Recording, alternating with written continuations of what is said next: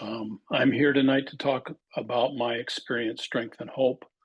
The experience part really just is a little bit about where I came from, the forces that shaped me, give you some sort of an understanding of how I ended up where I ended up, and essentially, it's what qualifies me to talk about this. The main part of my talk, the reason for giving a talk like this is to talk about where I found the strength to change and how I look today at hope, and how we all can offer hope, because I truly believe that recovery is possible for everyone. First of all, as Jim indicated, I am a recovering alcoholic and drug addict. Before that, I was a cradle Catholic. I was raised in a very strict home. Everybody I knew went to church. I also grew up in a home where everybody drank daily. These were the foundational factors of the stew that I was raised in. When I was 5 years old, I was groomed and molested by a non-family member. I'm not here to talk about any of the details of that, but more to describe the chain of events that set off in my life and the impact that had. Today, as a society, we're starting to talk about that kind of trauma. Back then, we didn't talk, and children certainly didn't talk. I was too young to understand anything, and I was oblivious to what some of the realities of what all of this meant. I look back today with a lot of hindsight, and I recognize a number of things. First of all, I started having extraordinary emotional outbursts. I was defiant. I was angry. I couldn't pay attention.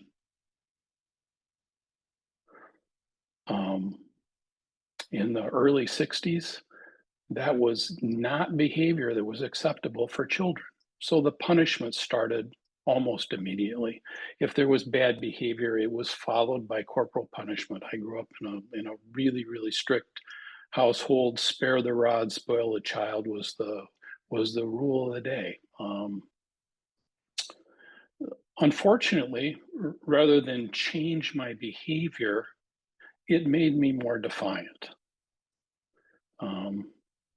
I have a really vivid memory from, I was in the 4th grade, and we had these old-fashioned desks where you sat on a chair behind it and you had a desk in front of you, and the desktop opened up. And I was you didn't want me as a student. I was defiant, I was mouthy. But I came into class one day and the seat was missing off of my desk. And when I asked, the teacher informed the entire class that since I never sat down anyway, there wasn't a point in having a seat at my desk. So in addition to the corporal punishment, there was a lot of shame. In fact, the shame was worse than the corporal punishment. I began to know to the core of my being that I was bad. And I was a bad kid because everybody said I was a bad kid. And I internalized that message, and it became part of who I was. One of the most misunderstood things about lived trauma is that the wounded keep getting punished by the world around them for not conforming.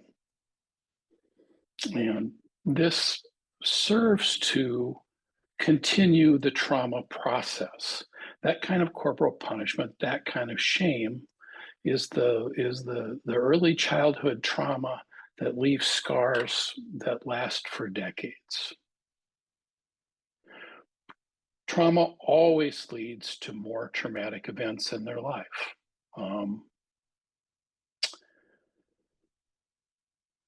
My world became a world of bad grades, mouthing off, pulling pranks, and being sarcastic. So, of course, by the time I was 12 years old, I found alcohol and marijuana. Um, by the time I was 15, I was willing to do any drug that I could get my hands on. This led to fights, petty crime, trouble with authority. I had significant. I had trouble with every authority figure that I ever ran into. And my parents did everything that they could. I was grounded. I lost privileges. I did all the things that they did to try and rein my bad behavior in. And it had um, only the impact of making me more defiant because it seemed so unfair that nobody stopped to listen to my side of the story. Nobody understood how uncomfortable I was, and I'm saying that in hindsight. At the time, I was just out of control. I really didn't know. I didn't understand the process of what was happening. As I look back on it, I can tell you a couple of the things that I learned. The very first thing that I learned was that telling the truth only led to more punishment.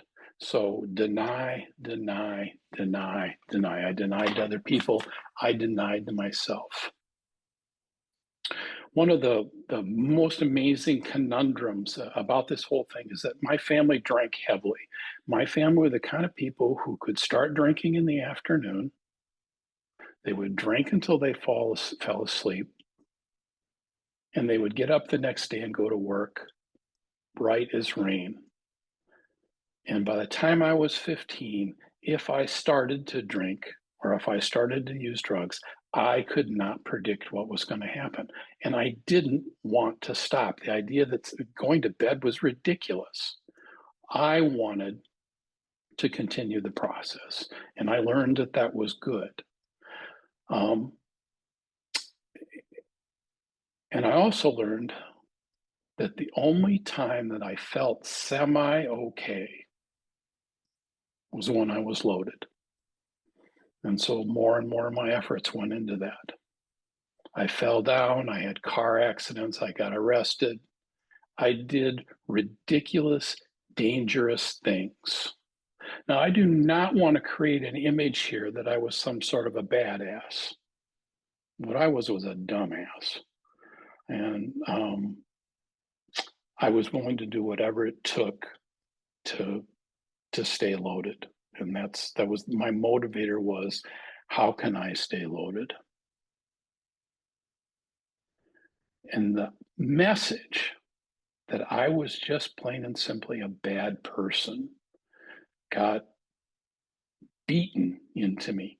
Everybody told me what a bad person I was. The school told me what a bad person I was, my parents, a judge or two, the rest of my family. I understood, I got it. I'm not a good person. And the more that I used for the temporary relief,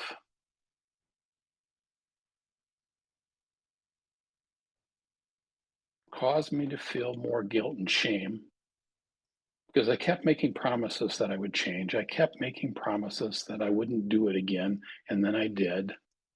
And when the guilt and shame swept in, I would only use more. And the important part of the message is that the more of these things that I did, the more trauma I kept getting. And so I became, in that sense, a self-fulfilling prophecy. I was on a fast track to nowhere. In 1980, I was 22 years old. I was in my third treatment center, and I had really significant legal consequences hanging over my head. I was there abstinent against my will. I didn't go there voluntarily, and the consequences for leaving were pretty significant. Um,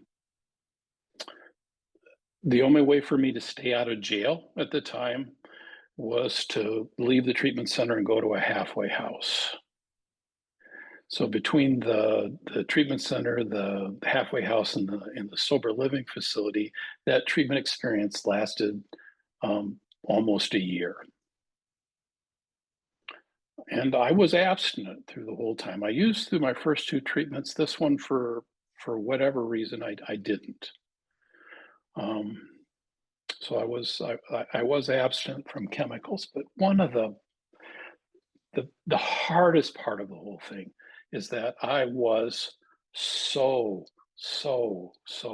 angry. I was angry that I had to be there. I was angry that I had zero coping skills. The only coping skill that I had was to get loaded or to rage. And since I couldn't get loaded, I raged a lot. I was defiant. I was sarcastic. I ended up being in 4 different facilities in that treatment center. Got asked to leave a couple of them. I didn't like being around myself. And most other people agreed. They didn't want to be around me either. Somehow through that process, there was this group of people in 12-step meetings who listened to me. And they tolerated my anger, and they tolerated my sarcasm. They listened to me, and they were kind to me, which was based on my story, where I came from. It was a baffling experience for me. I did not know how to respond to them. I didn't trust them. In my life, anybody that ever told me that they loved me meant bad stuff was about to happen. I hated meetings. I despised them. They were smoky. The coffee was terrible. The jokes were worse. I was convinced that everybody was getting high in the parking lot. I couldn't understand why they were there, but I kept going back. One of the things that they said to me was, if you want what we have, keep coming back. And I really didn't know if I wanted what they had. But I did know that I didn't want any more of what I had, because I was so miserable. I spent every day from about 16 to maybe 26 where suicide was a really viable option for me, because I couldn't see my way out of the situation I was in. In a series of relatively short time, and a series of events happened, and I met 3 recovering Catholic priests at meetings. They were very kind to me. They listened to me. They seemed to actually care about what I was saying and what I was experiencing. Since the legal system and the Catholic Church had become the main focus of my anger, and I went way out of my way to not talk to police officers, these clergy were an anomaly because I had a lot of contact with them. I plain and simply didn't know how to handle their kindness.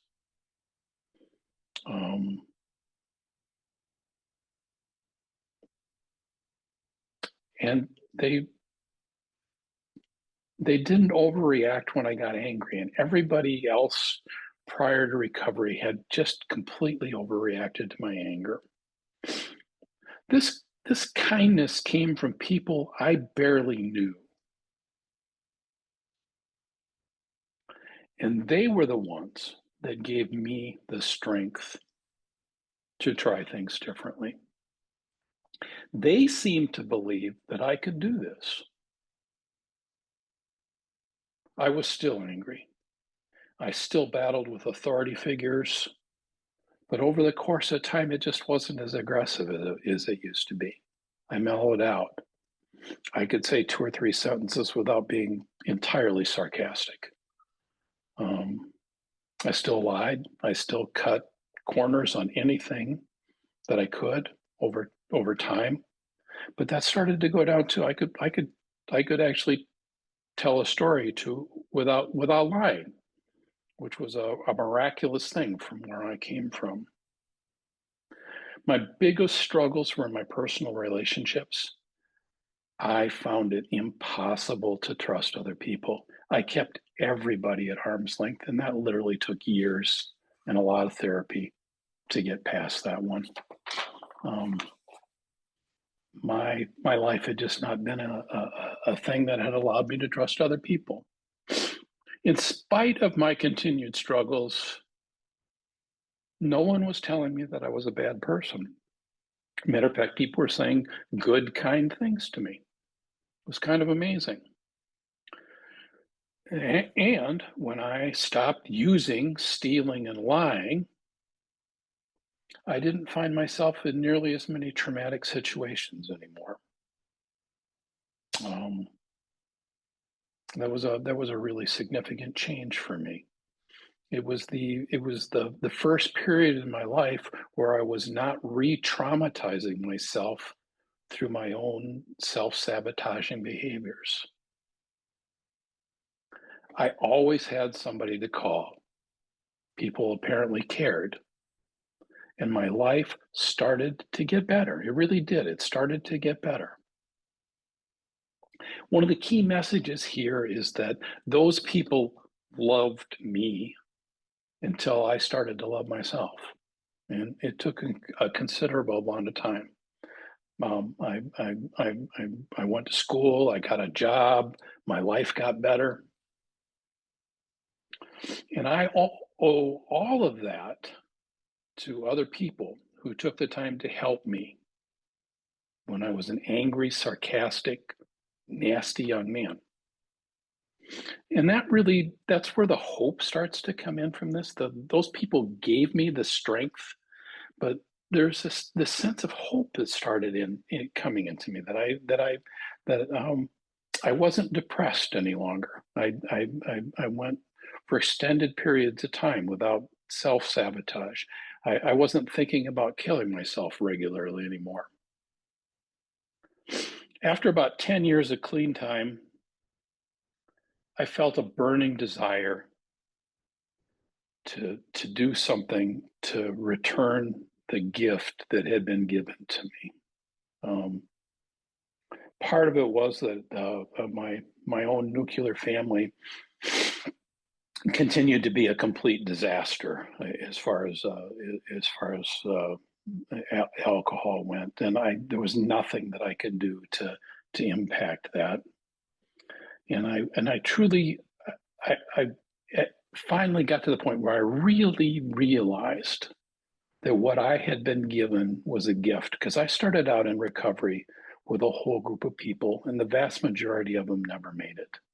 Um, I don't know anybody from the first two treatment centers, and I only know one from the entire year that I was in treatment. I only know one that's still left. So the attrition rate was really high. I went to school to get a degree, and I started working in treatment centers. I've been working in treatment centers for almost 35 years. I've worked with a lot of different groups of people, and I've learned an incredible amount from each and every one of the groups of people that I worked with. But way more important than that is that I have received so much more from them than what I have given. It's extraordinary. I have had some. I got a good education, but my teachers have been in the crisis receiving detox center that I worked in the program for chronic homeless people that I worked in a program that I ran for returning vets with PTSD and addiction.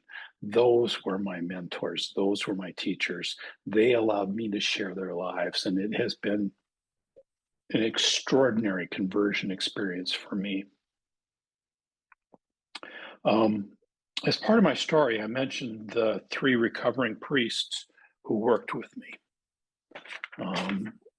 and who really helped um, helped me overcome my hatred for the Catholic Church and for authority figures.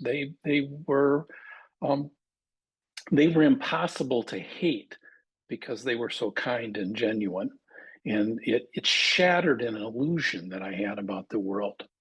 So part of my journey today is that I get to work with uh, the treatment center that all three of them had gone to, and the name of the facility is Guest House, and it's a treatment center for Catholic clergy and religious men and women.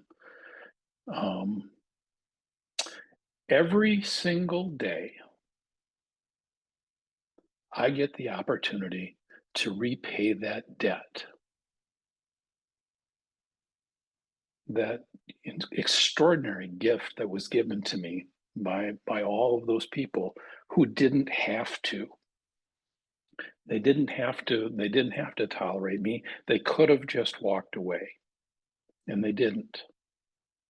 I didn't ask for the trauma that happened in my life. It happened, and I've had to learn to deal with that. And it's been a long road, but I've had healing.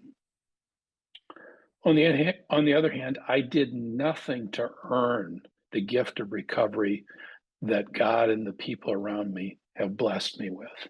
That was entirely a gift. And at this point in time in my life, the exchange between the two, between the trauma and the gift, I'm on the way winning side of this. I would not trade what I have today for anything. I wouldn't erase the past if I could. Today,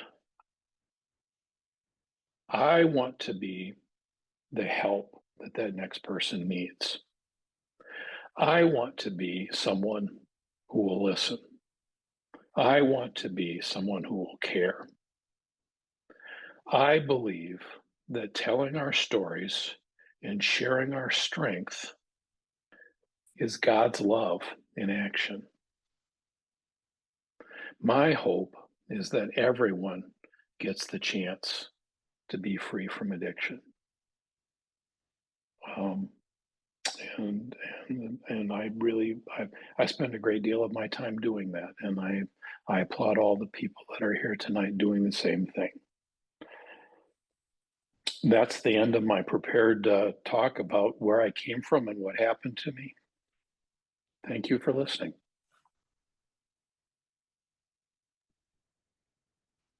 Thank you so much, Jeff. Uh, your your story, keep talking about these sacred journeys, and what you just shared with us uh, was certainly informed by lots of understanding, learning, clinical knowledge, but more importantly, it was infused with your yourself, your lived experience. In ISP, we have a value that we often talk about, that lived experience matters. We know that God is going to be found in our daily and our historical life experiences and memories. And we know every person has a sacred story to share, wisdom that comes from that. Um, I think what you have shared with us tonight is infused with all of those elements.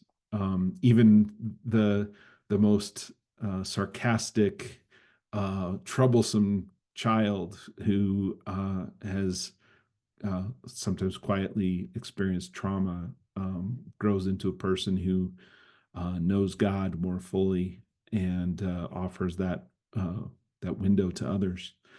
We want to open it up for questions, and we invite everybody. If you have a question for Jeff, please use the Q&A feature you might see at the menu at the bottom of your screen. Or if you're having trouble with that, feel free to put a question in the chat feature instead. I want to get us started. Really, I think what resonated most with me is your sharing memory. For me, memory is a very palpable place of sharing, um, or knowing prayerful spiritual places. Maybe you could talk a little bit about how you use your memory not as a place to dwell in trauma, but a place to heal, and especially to how you use your memories to help others heal. Well, I think one of the first pieces of this is that our wounds, the things that we've experienced, these memories that we carry, is part of where our compassion for other people comes from. It allows us to not judge. It allows us to be present. Memories create a scenario where you can look back and you can say, what would what would really have been good for me at that time? What do I wish somebody had said to me? What do I wish was available to me? And the overwhelming thing that I think is happening today in society is that nobody has someone who will listen to them. That we go through life um, feeling like we don't want to burden other people, like uh, we don't want to be a bother. And what all of us need is that sacred place where somebody will just listen to us and affirm, not give us advice, not tell us what to do, but just affirm us in our story and tell us we're okay. I appreciate that. Along those lines, you were describing yourself as a lifelong Catholic, and you had some struggle with early on coming to resolution with that Catholic faith. How would you say your memories, your experience of addiction and trauma, maybe talk a little bit about the fundamental contrast between your spiritual experience before recovery and after recovery? How would we look at Jeff from 30 years ago spiritually, and how would we look at Jeff now through the lens of his recovery? Well, the trauma and the alcohol and drug use started so early in my life that I wouldn't say that I ever had a spirituality prior to recovery. I had the teachings of the church. I had the nuns who used to rap on my knuckles with a ruler. I had authority figures. And, you know, part of my story is the fact that as I started to act out, it was these authority figures in the church that really were the disciplinarians and the people that were telling me that my behavior was unacceptable. Um, One of my dreams is that our parishes and our communities become more open-minded and more welcoming to people who are struggling for whatever the reason is, and that we accept those people that are inconvenient, that aren't following the rules, that are a little bit defiant, and we create a place for them, because there wasn't one for me. In order for me to stay sober, I had to, for the first time in my life, develop a real spirituality. And that was a painful process. I talked about the three priests that I met; they were certainly a catalyst for that. And then it was a lot of exploration. It wasn't until I went to work for Guest House it's just about 25 years ago now, that I started forming more personal relationships with people, particularly the priests in recovery. And they helped me outgrow a lot of preconceptions that I had. Um, and If you're in recovery long enough, you just are going to meet people of faith, and their great faith stories are the things that allowed me personally to grow, because I was directionless when I got here. Hmm. The a few of the questions that are popping up. One clarification: Guest House itself. serves both men and women religious and in clerical service. Is that correct? That's correct. Um, when you consider the folks that have come through guest house, what changes, if any, have you seen in the stories of people who come to guest house over the years?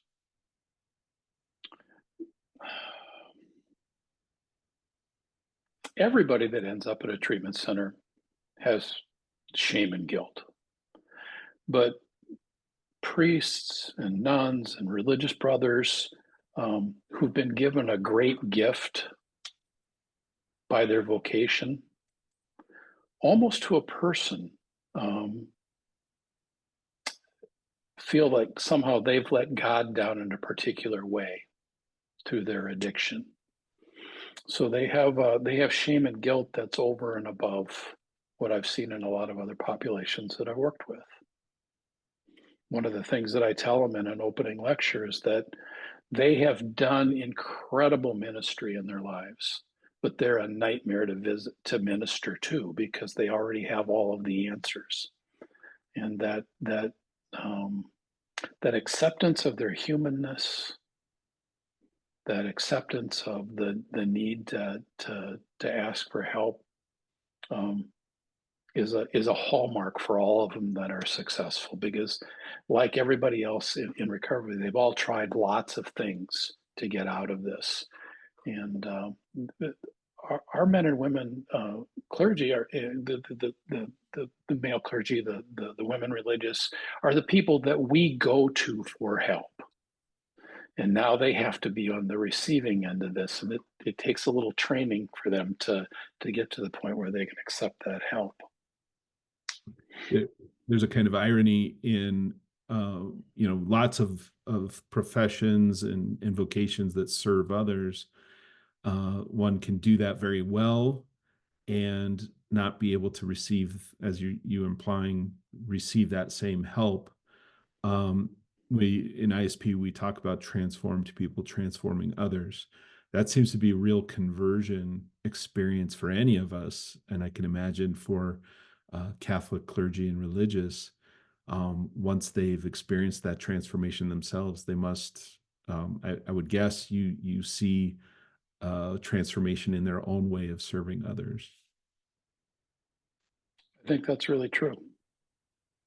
One comment we have in the questions, someone says, thank you for allowing them to come to Guest House and starting their journey of recovery. You and Guest House were obviously God's way of starting their healing. So we have a direct witness and person with personal experience. One person is asking about Guest House. What does a typical day look like for someone as a guest there? Do you hear from people after they leave? Do they stay in touch? We talked about 7,000 plus alums of your program. How do they keep in touch? What is a day like, and how do people stay connected? So it runs very much like a lay treatment center in the sense that the day is pretty much filled with treatment activities. There'll be an education session in the morning. There'll be a individual therapy. There'll be group therapy, didactic sessions. So it's therapy and education and a chance to interact. There's a liturgy every day, and you have to go to at least 5 12-step meetings a week. And you have to see the dietitian and the physical therapist. And so it's a very robust and holistic approach to trying to get people healthy. We have a 2-year continuing care program where we stay in touch with you, participate uh, mostly mostly by Zoom. There are 5 online meetings a week for our alumni to get together. We have 4 retreats around the country every year for our alumni to be able to get together. And we have a really robust ability. If you are one of our alumni, you are always welcome to call, connect with a therapist, or come back for a visit. We love having our alumni on campus. That's an awesome support model, and thinking a little more in a broader sense about church and faith communities. Um, I think there's kind of a two-part um, aspect to this question in our culture. Do you, as you're getting to know more people who are involved in church ministry, do you see that there's more of an openness among church communities, ministers, to supporting people in recovery? And on the flip side, I think we all note, I shouldn't say we all do, but many of us note that recovery programs oftentimes um, quell some of the spiritual dimensions of recovery, 12-step recovery. Mhm. Absolutely. There's kind of a tension there. What are you noticing moving in our modern world of recovery between ministers being more open to recovery and recovery systems being more open or struggling with spiritual dimensions? Well, the Catholic Church as an institution moves at a snail's pace. So the church itself is probably where the country was 20 years ago when it comes to acceptance of mental health and addiction issues. Um, there are parishes and communities that are beacons of hope, but as a global across the institutional church, the move to have them be more accepting is really um, it's absolutely not where it needs to be, and it's likely that that change is going to come from lay people. Our pastors don't need one more thing to do, and Mhm. they're not experts in the field. But when lay people who have an urge, a need to shake things up and bring something to the parish, I think that's where the vibrancy is going to come from. I don't think that the church will be the institutional church itself will be the leader in doing this. Mhm. And when you look at your own experience or current experiences of others in our current 12-step programs, et cetera, do you get a sense that people are maintaining, promoting this spiritual dimension, or is there a struggle there? Well, it's what my sponsor always calls social sobriety. There's a whole group of people that come to sobriety, they go to meetings, they hang out with people, and some of their problems go away and they feel better, but they don't ever work the steps. And it is not a spiritual process for them. So it's become a social activity. And that's all some people need, apparently. They seem to do okay. Um, there's always that core of people that want spiritually something more. Um, and 12-step meetings, depending on where you are, may or may not give that to you. Mhm. We have a really interesting comment and implied question here from Anne in St. Louis. Hello, Anne. Um, your story reminds her that all people do only one of two things. We are either giving love or asking for it. I was struck in your story when you were talking about the people in your life using that term love, and that there was a great suspicion even of what that meant or implied. Mhm. How do you think you experienced uh, that transformation to being open to accepting unconditional love? Was a really long process. The the impediments for me were big. Um, I needed um, I needed a lot of time and I needed consistency. I needed people who continued to be there for me and who did what they said they were going to do and didn't surprise me later by taking back what they'd said or saying something mean or um, And part of being addicted and a trauma victim are the fact that you really become very good at choosing the wrong people to try and get attention from. Um, Other addicts are always going to let you down, and if you have trauma wounds, you seem to find people who are adept at exploiting that. And so, part of it was conversion in me, looking different places for the affirmations that I needed, the love that I needed, and then just the consistency of the people being able to provide that for me. Yeah. I think there's got to be a big challenge for all of us in seeking out the humility that allows that sort of transformation and openness, whether we're in recovery or recovering from trauma. Um, I want to return back to some of your memories and some of the questions that are centering around your past experience, your childhood. One question: if you could go back and talk to your younger self, your childhood self, what would you say? What guidance would you give that young Jeff? It's not your fault. It's just not your fault. Hmm. That's a hard thing for an adult to manage, let alone a child, but they need to hear it, right? Yes.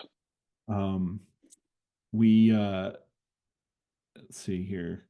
Um, Going back to some of these questions about your early life.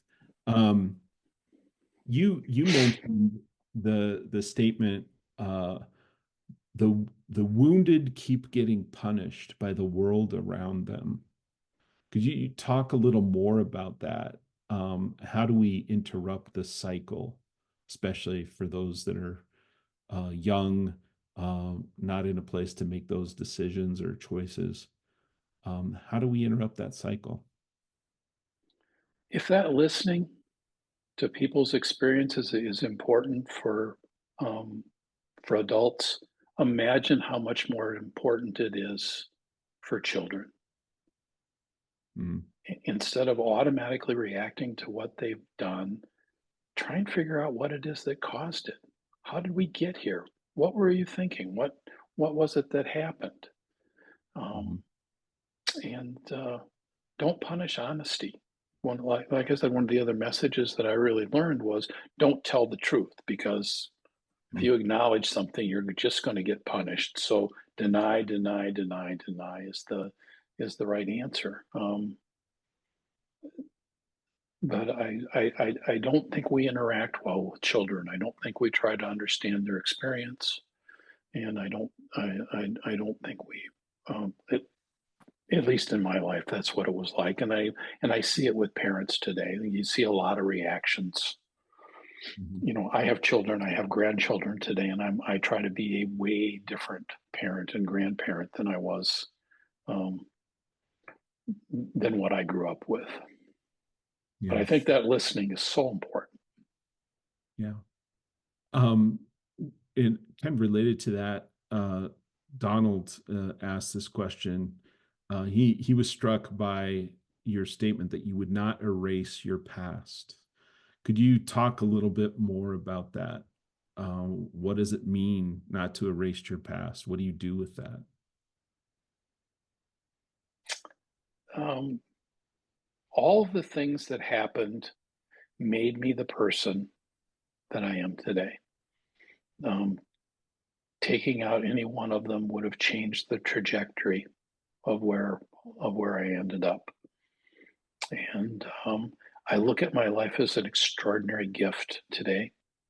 I look at my ability to be with other people as an extraordinary gift today, and the experiences that I had put me in the position where I can do that.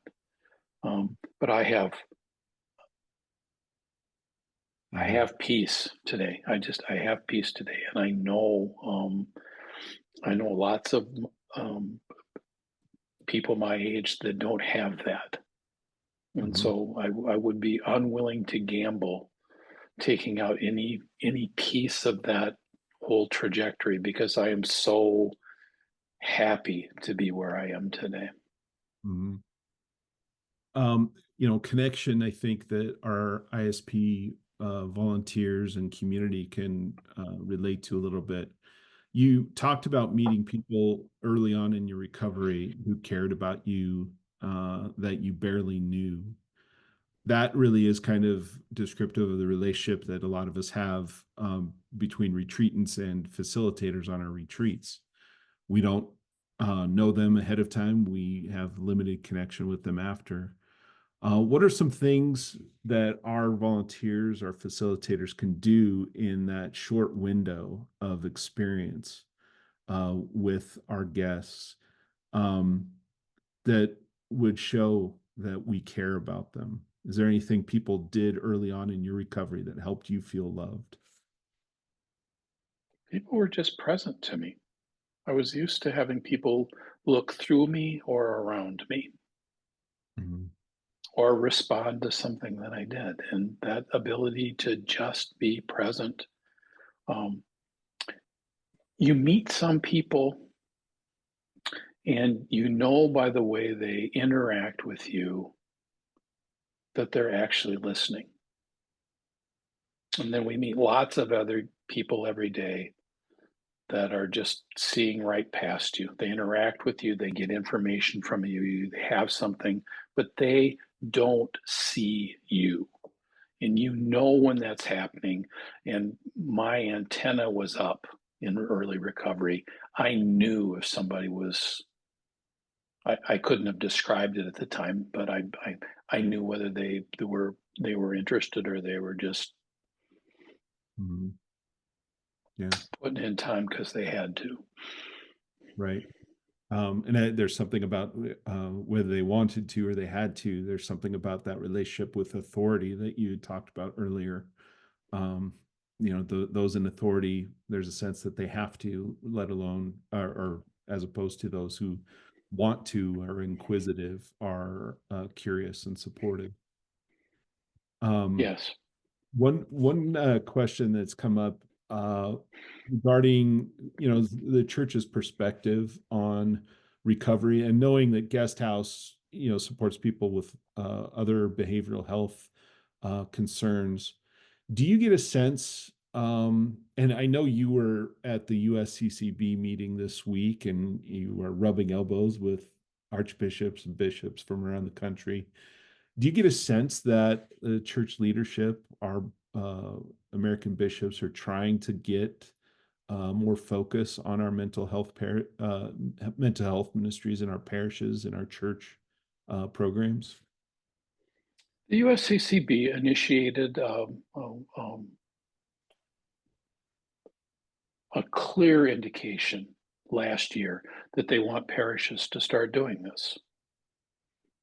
It's a stated need in the church. They're completely endorsing it. Um, but as I said earlier, it's going to be lay people Mhm. that do this. Our the number of pastors is down. You have priests that have three parishes. Um, uh, and they don't need one more thing, and they're never going to have, or the vast majority of them will not have the lived experience or the education to put something like this into place. This really will be when lay people take the effort. If you want to evangelize in a parish, offer mental health and addiction um, support in your parish. People will come. Mhm. And you point out it's a real tension that we're uh, living with in our church experience, is what is the role of the laity, and this clearly is an open place where the laity can be engaging and evangelizing. We have a comment and a question from Kevin in Houston. He talks about the importance of follow-up programming in our all ministries like this, but in our ISP ministry as well. What are some of the drivers of development that you have coordinated in your follow-up programming at Guest House? Is there anything specific that brings people to stay connected? Well, there's a couple of pieces. The first one is that, for lack of a better way of saying it, clergy and religious are a minority population. They have very unique experiences, education, and some things that make them much different than a lot of the rest of the population. So their ability to have their own support groups is has been verbalized by them for decades. That sometimes they just don't feel comfortable going to community-based meetings and talking about what a bad day they had.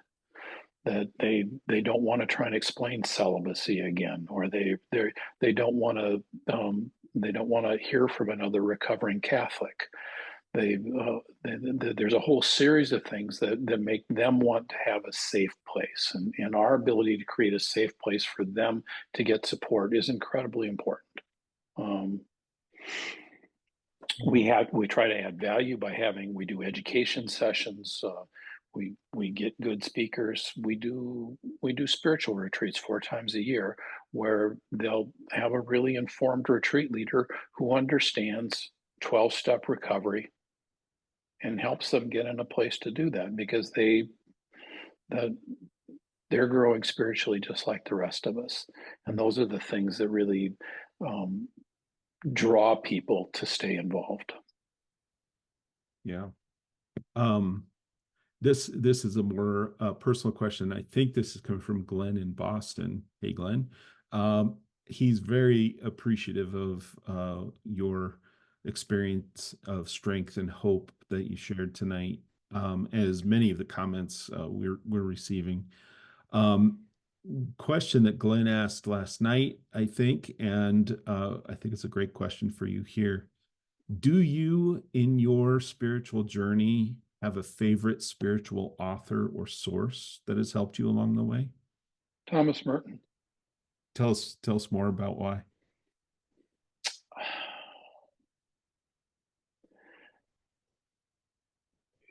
Thomas Merton articulates as well as anybody that this is a journey, that this isn't just an event, that we're on a path, and that there are going to be some ups and downs, and that probably one of the hardest parts for me in early recovery and later was that I couldn't stand silence. There had to be something going on. I needed to be distracted because I couldn't stand what was happening in Jeff's head. Hmm. And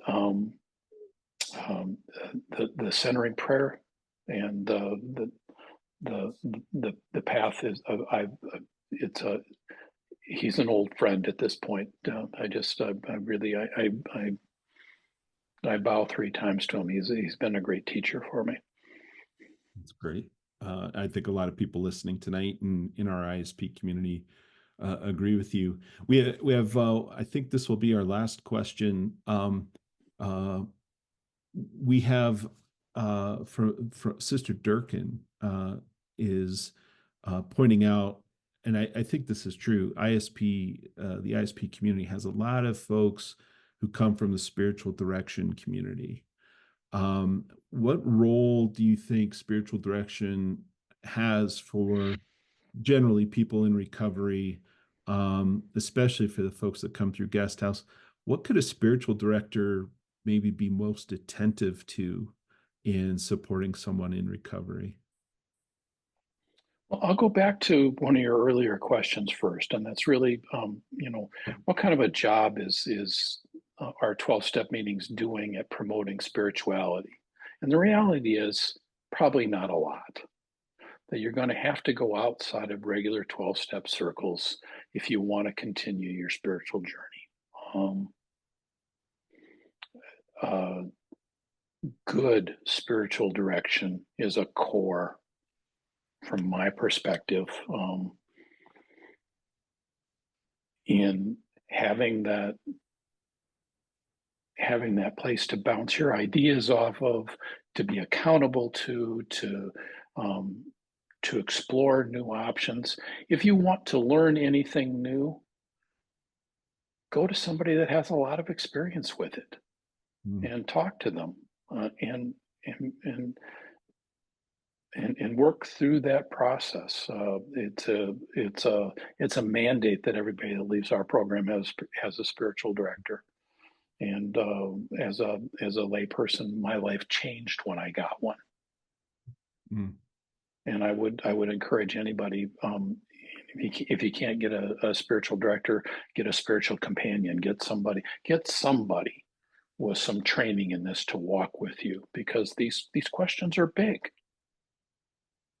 Yeah. Thank you for that affirmation. I think many in the spiritual companionship, spiritual direction, vocation, uh, love to hear that this work is important and meaningful, especially to those who are in recovery.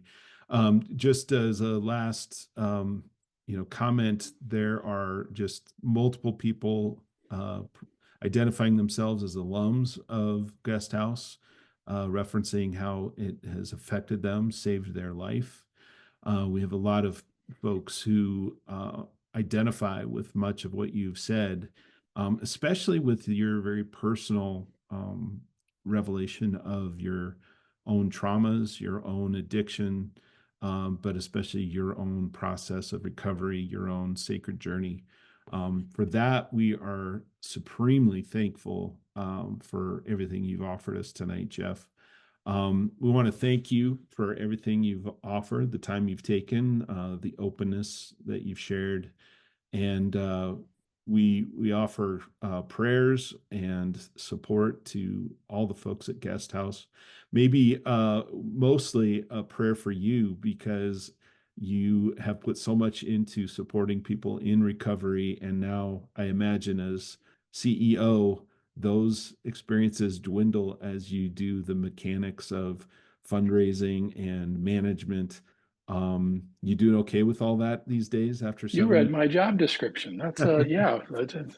I did not become an addictions counselor to be a fundraiser, but somebody has to do it or the mission stops. So that's and Well, I can tell Guest House's story.